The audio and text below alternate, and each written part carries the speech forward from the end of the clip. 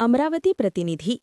शुक्रवार दिनांक 30 जानेवारी 2026 रोजी राष्ट्रपिता महात्मा गांधी यांची पुण्यतिथीनिमित्त आयुक्त सौम्या शर्वा चांडक यांच्या हस्ते महात्मा गांधीच्या प्रतिमेस हारार्पण करण्यात आले.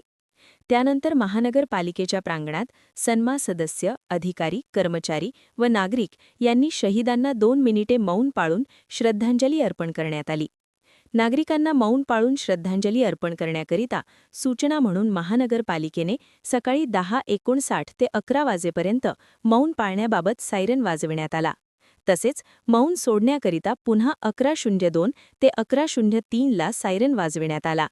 यावेळी अतिरिक्त आयुक्त महेश देशमुख, उपआयुक्त योगेश पिठे, उपआयुक्त नरेंद्र वानखडे, मुख्य लेखापरीक्षक श्यामसुंदर देव, मुख्य लेखाधिकारी दत्तात्रय फिसके, शहर अभियंता रवींद्र पवार, सहाय्यक आयुक्त भूषण पुस्तककर, सिस्टम मॅनेजर अमित डेंगरे, शिक्षणाधिकारी डॉ प्रकाश मेश्राम, कार्यालय अधीक्षक गुलशन मिराणी, उपअभियंता हेमंत महाजन, वैद्यकीय अधिकारी डॉ प्रतिभा आत्राम, डॉ स्वाती कोवे, अमरावती महानगरपालिका कर्मचारी संघटनेचे सरचिटणीस प्रल्हाद कोतवाल, अधिकारी कर्मचारी मोठ्या संख्येने उपस्थित होते.